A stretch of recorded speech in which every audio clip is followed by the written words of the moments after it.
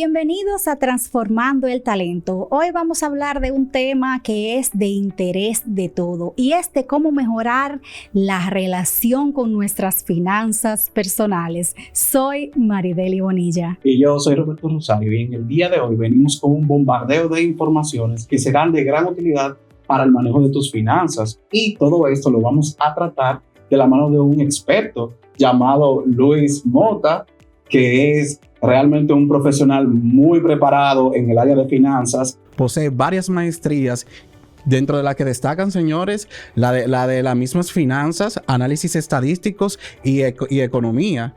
Y realmente también, porque no se queda solo ahí limitado, es profesor. Y es todo un privilegio que él comparta esos saberes que fueron conferidos por Dios con ustedes. Así que, Luis, bienvenido a este espacio. Muchas gracias por la invitación. De verdad que es un privilegio para mí poder compartir la mesa con profesionales como ustedes. Vamos a iniciar como por lo general.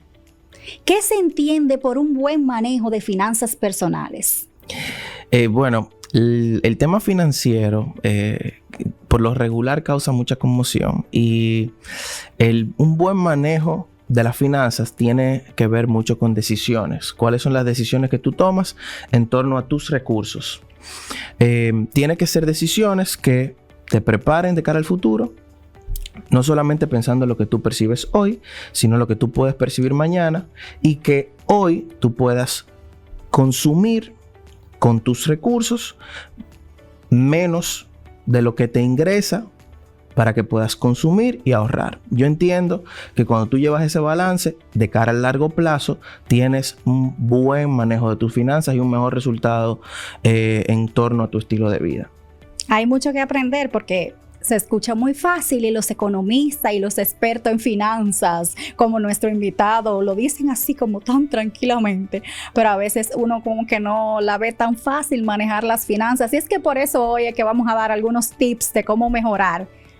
Claro, porque muchas veces todos tenemos como ese pequeño bache. Hay personas que le encantan comprar de manera compulsiva. Hay otro que le gusta tal vez realizar de manera excesiva algún tipo de actividad recreativa. Pero todo esto también, aunque lo veamos desde lejos, sí incide o impacta de forma negativa nuestras finanzas si no sabemos modularla.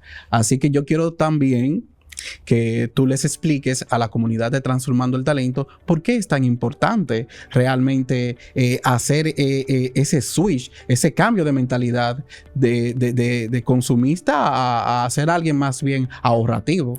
Sí, yo creo que el ser humano en sentido general se adapta a sus condiciones materiales actuales y esto es tan importante porque uno no ve en el mañana. Decía un autor que los economistas estudiamos mucho, se llama John Maynard Keynes, que los agentes económicos, refiriéndose a los individuos, son miopes.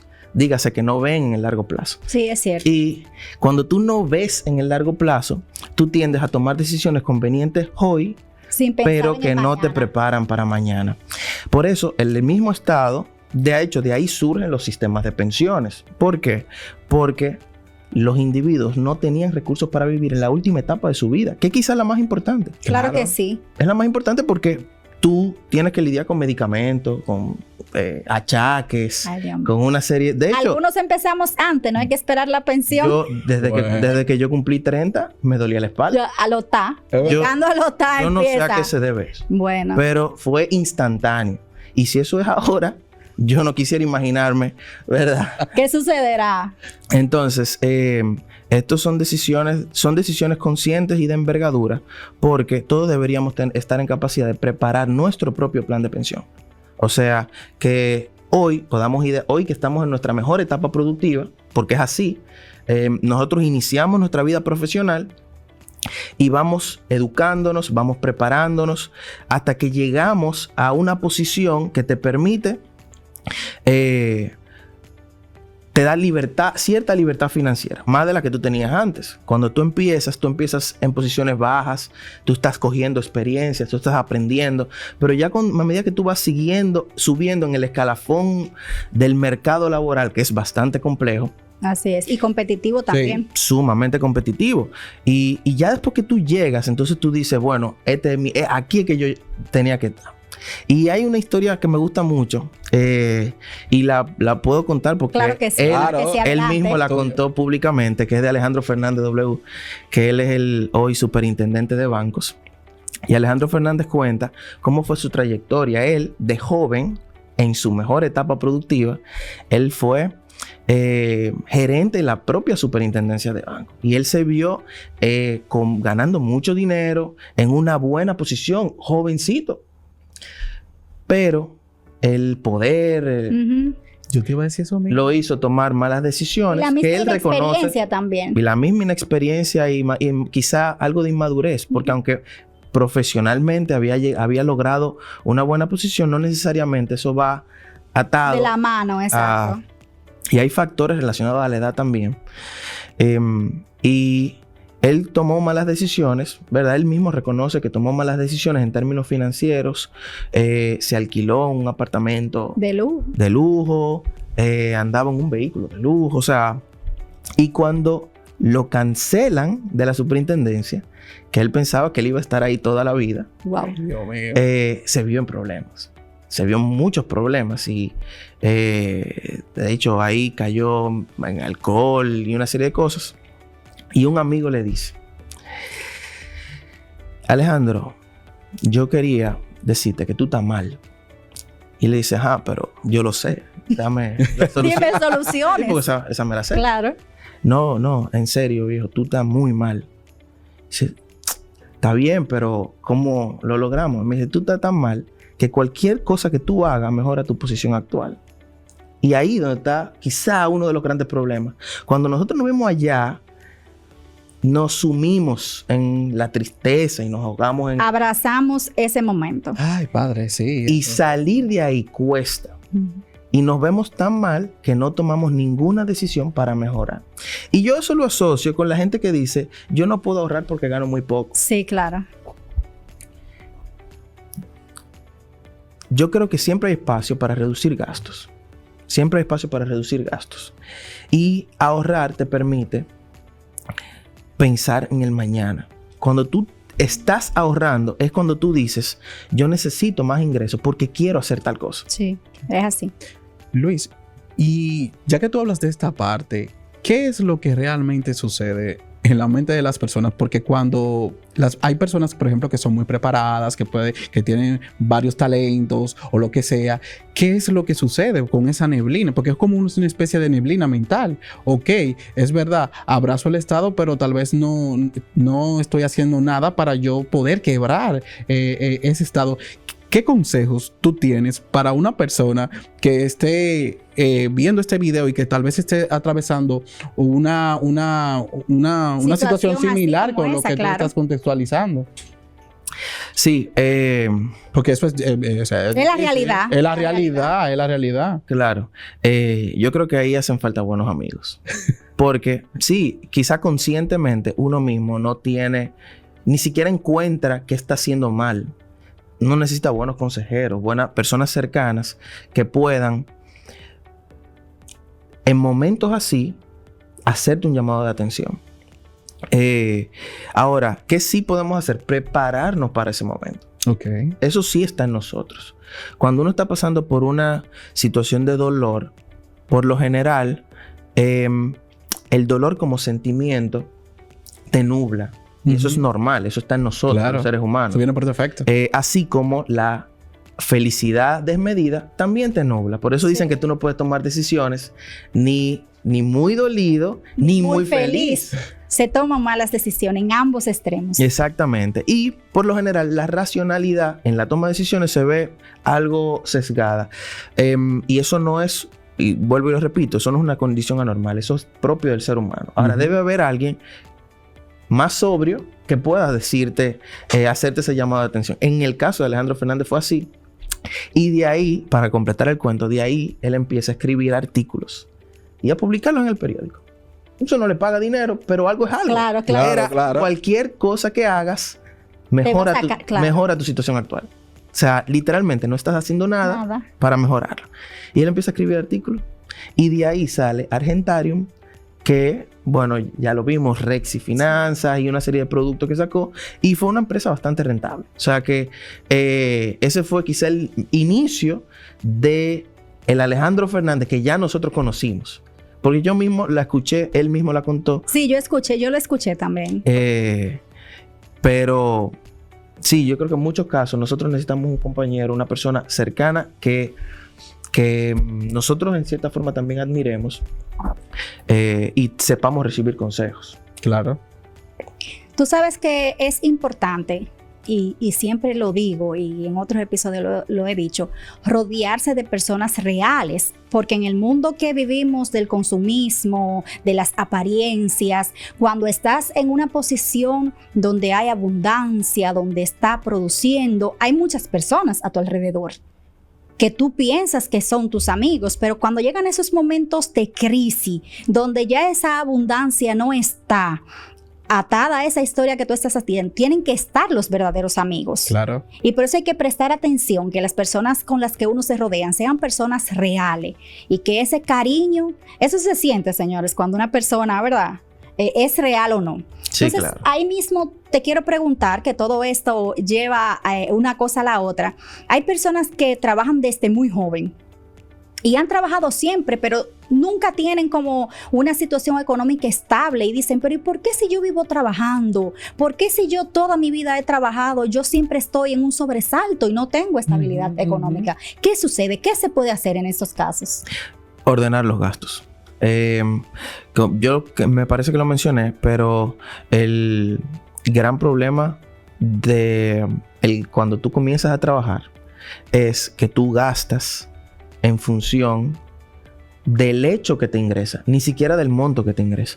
Es simplemente yo trabajo, yo debo por lo menos beberme una cervecita.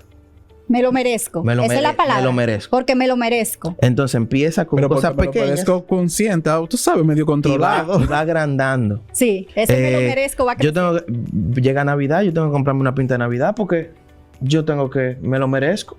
Porque yo trabajo para eso.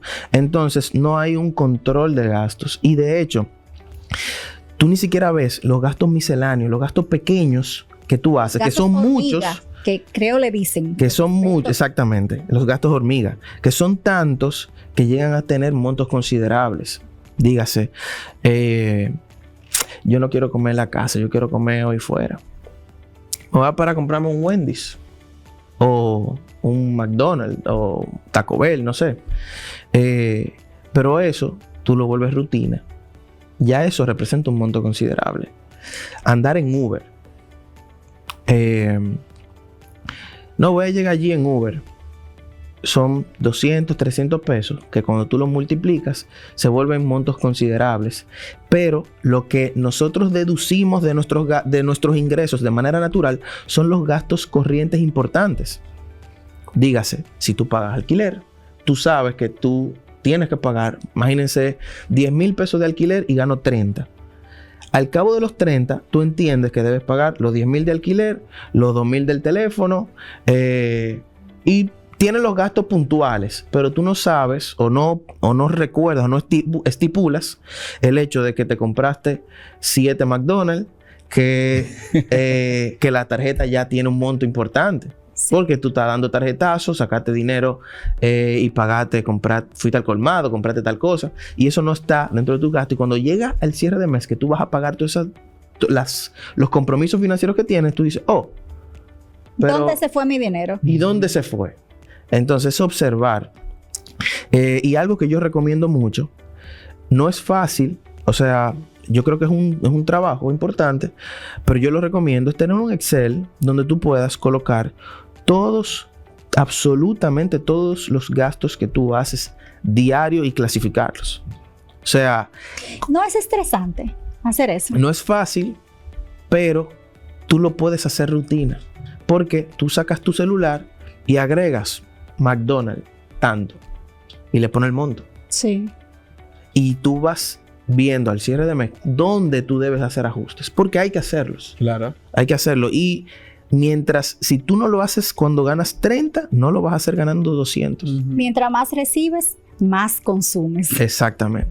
Creo que si mi memoria no me falla, vi hace un tiempo como una plantilla ya, porque hay plantillas ya predefinidas que te muestran los gastos. Y aplicaciones. Ingresos, incluso aplicaciones que son muy buenas. Creo que la que vi en una página web era como una plantilla de la Superintendencia de Bancos, donde tú podías hacer como ese manejo del flujo de dinero que te entraba y te salía. Sí, hay muchísimas plantillas web y ya hoy en día los bancos mismos te distribuyen los gastos por tu tarjeta de crédito. Te dicen en qué segmento, donde tú gastaste más o menos. Y ahí tú puedes hacer los recortes necesarios. Y esto es tan importante porque, como mencioné, el orden es la clave. Las buenas decisiones en términos financieros son la clave para tener una vejez sosegada, que debería de ser el fin. Porque quizá, ¿verdad? Tenemos hijos, familias, y entendemos que cuando llegue esa edad, mis hijos me van a poder ayudar. Pero primero hay personas que no la tienen. Y no es responsabilidad de los hijos. Y cargas mucho a las generaciones venideras, que el ideal debería de ser descargarlos más para que ellos puedan comenzar donde tú terminaste. Así es. ¿Cómo uno se da cuenta cuándo debe mejorar su situación o su relación con el dinero? ¿Cuáles son esas señales que quizás yo puedo decir, tengo que sentarme porque debo mejorar mi relación con el dinero y con las finanzas? Sí, yo creo que la gran mayoría de la gente lo sabe, porque hay un sustico, hay una intranquilidad que te genera. Pero en buen dominicano, los dominicanos siempre nos hacemos los locos. Entonces, eso es lo que queremos, que como experto y conocedor de finanzas, de economía, nos pueda decir cuando ese sustico llega, ¿qué podemos hacer? Sí, y nota, las llamadas de los bancos también llegan. Claro. Entonces, no solamente hay el que tú sabes que te van a llamar, claro, y uno sabe las cosas que debe. Y la pregunta es, ¿cómo? O sea, ¿cómo yo puedo darme cuenta en el momento que estoy que debo mejorar mi relación con el dinero? Exacto. Entonces, además del sustico, ¿verdad? De esa intranquilidad que te genera las deudas y los compromisos, nosotros debemos actuar con cierta racionalidad y ver cuando hacemos gastos que no se corresponden con necesidades importantes. Cuando tú ves que el volumen de gasto va aumentando de manera desproporcional, que tú sales y pagas cuentas grandes solo porque tienes el dinero. Cuando la relación ahorro-ingreso no está siendo respetada, o sea, todos los meses debe haber una proporción de tus ingresos que se vaya. ¿Qué proporción es, vamos a decir, sostenible para una persona sin importar el salario? Porque decías que uno se puede organizar para sin importar el salario que se reciba, porque a veces entendemos que tenemos que tener un salario de 100,000 pesos, de 150,000 pesos para poder hacer un ahorro, pero ¿qué porcentaje es sostenible, claro, vamos a decir, para una persona que gane cualquier monto poder hacer ese ahorro? Claro, y aquí no hablo solo por mí, hay diferentes teorías. Algunos dicen que el 40%, wow, son bastante ambiciosos. Sí, bastante. ¿Verdad? Otros hablan del 20%, que es el 80-20. Y yo particularmente creo que la gente debe ahorrar lo que pueda ahorrar. O sea, pero disponerlo. No, hoy ahorro 1,000, mañana 2,000. Que sea algo 500, fijo y destinado para el ahorro. Y destinado al ahorro, exactamente. Porque después que tú aprendes a ahorrar como disciplina, ese monto siempre aumenta. Tú dices, pero yo puedo ahorrar 1,000 más. Sí, eso es cierto. Pero déjame poner esto a la cuenta de ahorro. Y cuando tú vas viendo tus ahorros crecer, eso te genera una satisfacción increíble que te permite incrementar esos montos de manera natural. Porque nosotros somos individuos racionales y en economía ese individuo se denomina homo economicus. Es un individuo que toma decisiones racionales, que planifica el gasto, que ante las decisiones macroeconómicas de los bancos centrales se planifica y espera cambios en la economía y se prepara. Y hay diferentes teorías al respecto. Entonces, ese individuo, el ahorro le es placentero. A ese individuo, los sobreprecios, es cuidadoso con los sobreprecios. Cuando ve cosas que están muy caras, él dice, no, yo prefiero reemplazar el producto. Yo prefiero, mientras antes compraba leche Carnation, yo voy ahora a comprar la leche del Bravo. ¿Entiendes? Reemplaza. Claro. Porque me voy a ahorrar un dinero. Claro. Entonces, ahí es donde está yo creo que la clave es iniciar, porque son decisiones conscientes. Después que tú inicias, que tú vas bien, y entonces luego, ¿qué hacer con ese ahorro? Entonces ya ahí tú comienzas a diversificar. Y voy a colocar esto en una cuenta de alto rendimiento y voy a reposicionar mis ahorros en diferentes cuentas, y cualquier cosa ya yo tengo cómo resolver. Me gustaría como seguir en esa misma línea, y hay una inquietud que yo tengo porque he escuchado personas de alto nivel financiero que dicen que en una etapa de tu vida es más conveniente estar alquilado que comprar una vivienda, y a mí eso me resulta como chocante.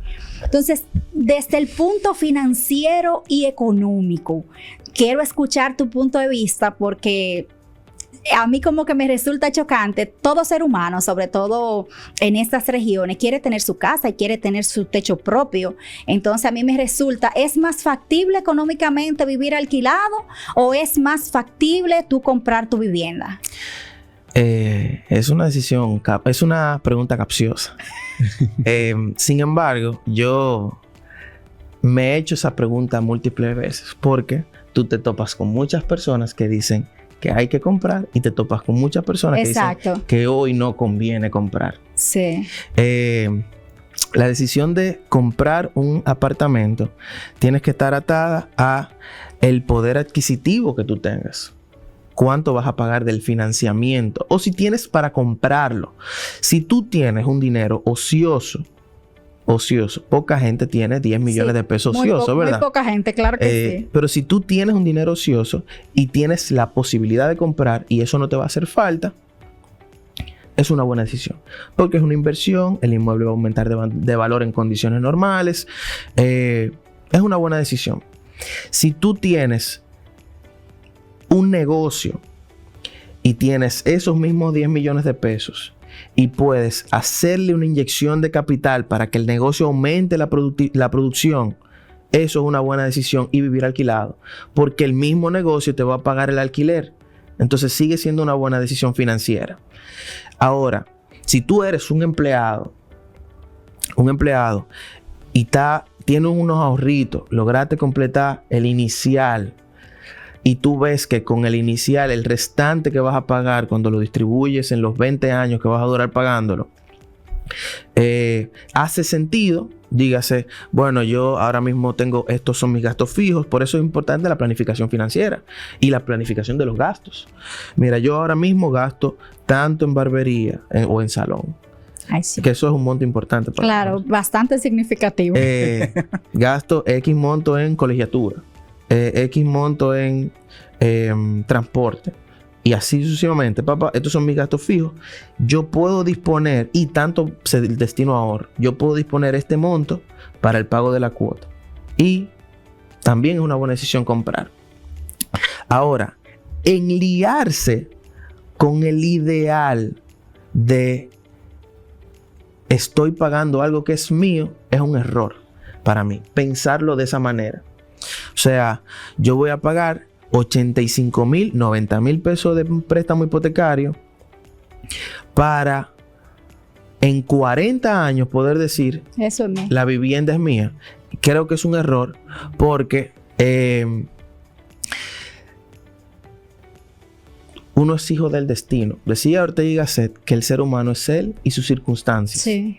Y hoy estamos trabajando, y ese es tu escenario, tu panorama. Perfecto. Pero de aquí a 40 años, porque hay bancos que ofrecen préstamos hipotecarios con 40 años. Sí, claro. 40 años pagando ese monto, tú le terminas pagando al Es banco mucho. 4 o 5 veces el valor del inmueble y en cualquier flaqueo lo pierdes. Claro. Porque tiene el inmueble como garantía. Entonces, yo creo que hay que analizar las circunstancias, la posición en la que estás y tomar decisiones conscientes. ¿Cuál es mi método para de enriquecimiento? ¿Qué me ingresa? ¿Soy empleado? ¿Soy emprendedor? ¿Cuál es mi línea de ingresos? En función de eso, vamos a ver cuáles son mis gastos fijos, mis gastos corrientes. ¿Cuáles partidas puedo reducir? Si hoy pago alquiler, bueno, eso se va porque voy a pagar el préstamo. Entonces, ¿cuáles partidas puedo reducir?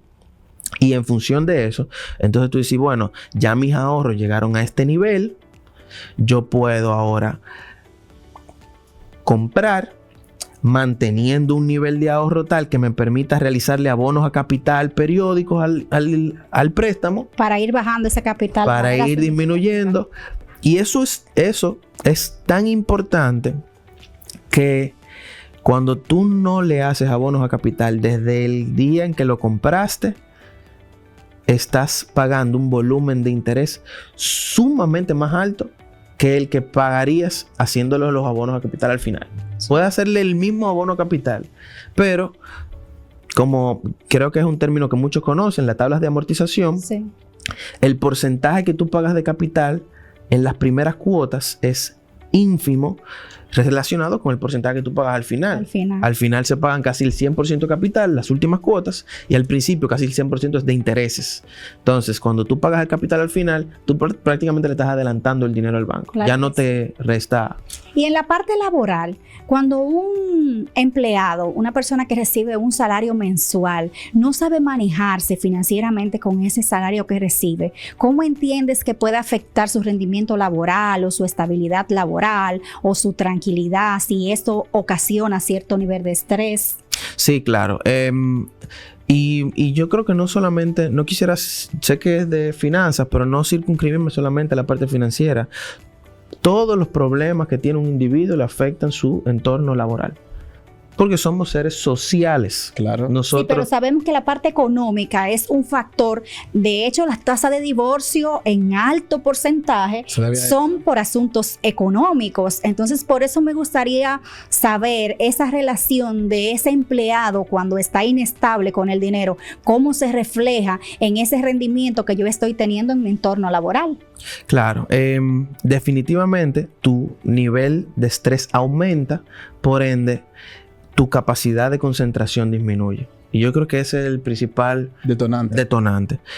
Cuando tú no logras, y sobre todo los que tienen trabajos más analíticos, etcétera, cuando tú no logras concentrarte en tu trabajo, tu rendimiento disminuye. Y eso es lo que genera el tema en los estreses financieros, los problemas financieros. Cuando tú sabes cuánto vas a cobrar, pero no sabes cómo vas a resolver todos los compromisos que tienes, entonces eso te genera mucho estrés en términos financieros. Sabes que hay muchas empresas que han tomado como la medida de empoderarse y capacitar también al personal a nivel de educación financiera para que sepan cómo manejar sus finanzas. Y realmente estos talleres que se imparten es un plus para todo aquel que no sabe manejarse adecuadamente. Sí, exactamente. No, y hay muchos recursos. Yo creo que esta es la generación donde más recursos tiene para cualquier cosa. Si una persona tiene una situación de deuda, que eso siempre sucede, la gran mayoría, eso siempre pasa. ¿Cuál es la mejor manera de esa persona poder decir, bueno, para mi tranquilidad, cómo se organiza, cómo se puede organizar para que esa deuda no represente una carga? Ya tú has hablado de manera general, pero yo tengo un problema con una tarjeta de crédito y no le estoy pagando porque estoy consumiendo. ¿Qué se puede hacer? Bueno, sí, de eso habría que estudiar el caso, pero si es problemas con deudas bancarias, entonces tú puedes ir al banco. Y todos tienen derecho a ir al banco y decirle, señor fulano de tal, yo banco tal, yo no tengo para pagar. Y el banco que quiere que tú le pagues, entonces te va a esquematizar una forma de pago que sea conveniente para ti. No, pues vamos a ver, ¿cuánto tú puedes pagar? No, mira, este es mi escenario. Y ellos tienen asesores. Entonces, todos tienen derecho a ir al banco y decirle, mira, esta es mi situación. Yo no, lamentablemente, me metí en unas condiciones que no me permiten tomar decisiones con holgura. Y yo quiero pagarte. Yo tengo la intención de pagarte. El problema es que mucha gente lo que hace es que no coge la llamada. Claro. Sí. ¿Verdad? Y, Sí, casi siempre lo bloquean el o bloquea el número. Se aprenden el número. Sí, y dice, lo bloquean. Dice, mira, tú ese no lo voy a coger. Claro. Entonces, si le mira, yo no estoy en condiciones para pagar. ¿Qué podemos hacer? No, vamos a ver, mira, yo te puedo poner un préstamo de reestructuración, aumentarte el plazo y tu cuota va a bajar. ¿Ese monto te hace sentido? Sí. Pues perfecto. Y tú sales de los problemas financieros. Pero tengo una preguntita en ese sentido. Por ejemplo, yo he escuchado y he visto personas que tienen, por ejemplo, una deuda de tal cantidad con una entidad bancaria. Tú sabes que las oficinas de abogados le compran, por ejemplo, las deudas a los bancos. En ese escenario, ¿cómo se debería manejar la persona? Te lo digo porque de entrada, cuando la persona intenta tener esa interacción directa con el banco, lo primero que te dice, llame a la oficina de abogados. ¿Cómo debería actuar la persona? Mira, primero, el banco hace eso cuando el individuo desaparece. Ok. O sea, el banco toma la decisión de vender la deuda cuando él no tiene ni siquiera contacto con el individuo. Por eso es que es importante tomar la llamada. Ok. Porque después que una oficina compra la deuda, entonces ya el banco se desliga de ese escenario y tú te cerraste la puerta en el banco. O sea, cuando tú vas al banco a resolver ese problema, tú continúas con las puertas abiertas en el banco. Okay. Limitaciones, ¿verdad? Naturalmente, claro. Pero tienes las puertas abiertas. Ahora, cuando tú no tomas la llamada y tú simplemente dices que yo no puedo, ¿y qué le voy a decir si yo no tengo para pagar? Entonces, ya ahí el banco vende la deuda y tú pierdes la posibilidad de tener cualquier interacción con ese banco de cara a largo plazo. Claro. Entonces, luego pasan 10 años, tu situación mejoró. Pasaron 10 años y tu situación mejoró. Y tú vas al banco y le dices, mira, no, que yo quiero abrir una cuentica.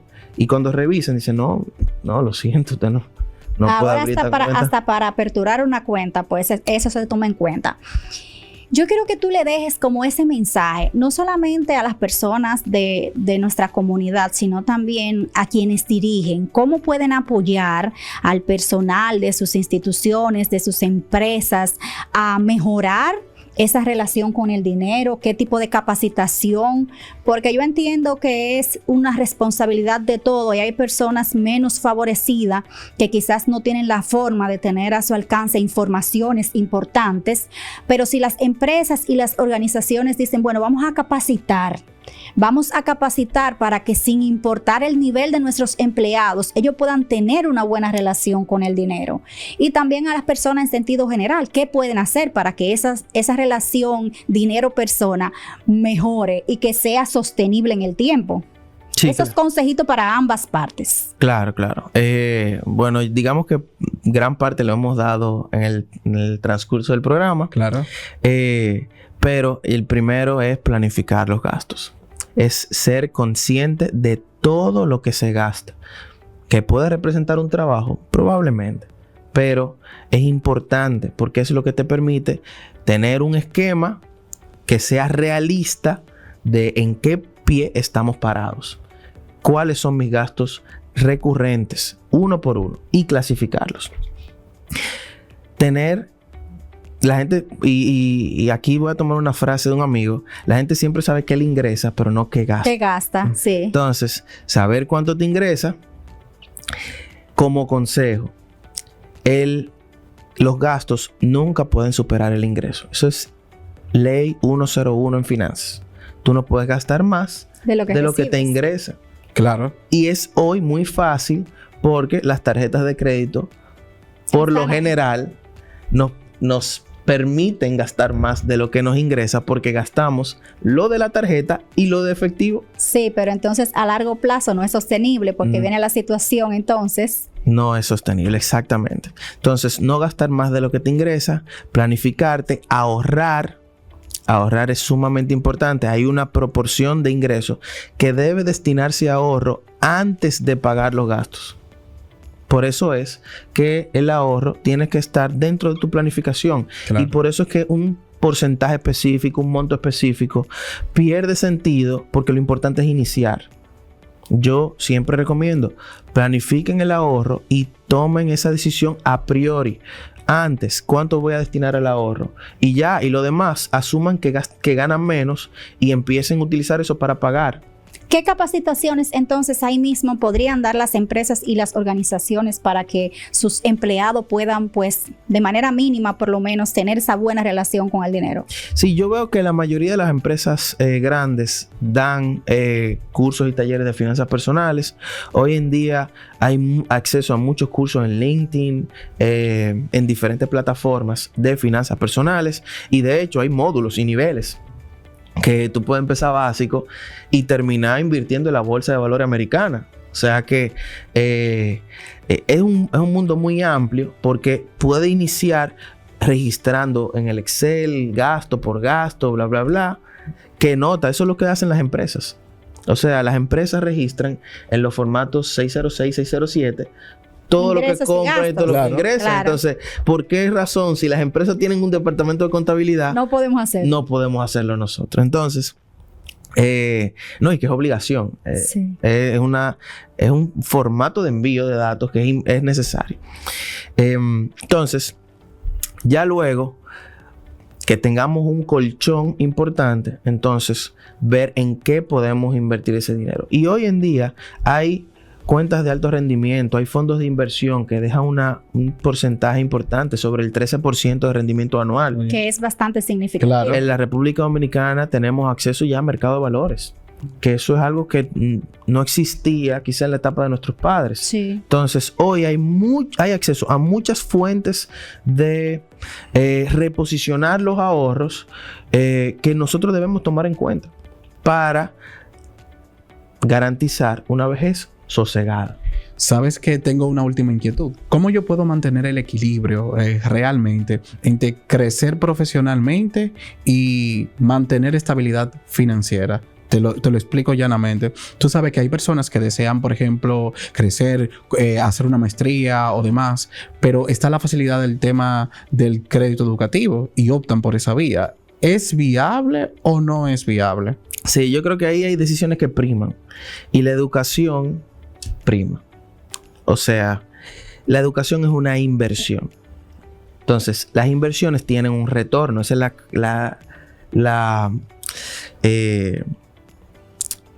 lo importante de la inversión. La característica principal de la inversión es que tiene un retorno en el largo plazo. Entonces, la educación tiene un retorno.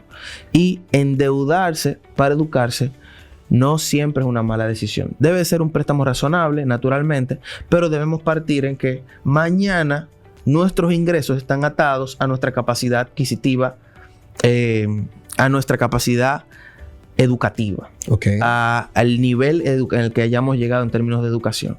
Entonces, yo te diría que sí, es una buena decisión, aunque estés apretado en un inicio, porque eso es lo que te va a permitir devengar más en el futuro. En el futuro. Bueno, En el mediano, corto, mediano plazo. okay, O sea, no es tampoco en el largo plazo. pues, ¿qué decir? Te damos las gracias por aceptar esta invitación y por compartir esos conocimientos con todas las personas que nos están sintonizando. Si este episodio fue de tu interés, por favor, no dudes en compartirlo, en darle a me gusta y, claro, activar la campanita que tanto nos gusta, Claro Mari? que sí. Así es que muchísimas gracias por haber compartido con nosotros todas esas informaciones interesantes y esperamos tenerte nuevamente por aquí. Así es que Hasta la próxima. próxima. Gracias. Bye. Bye, bye.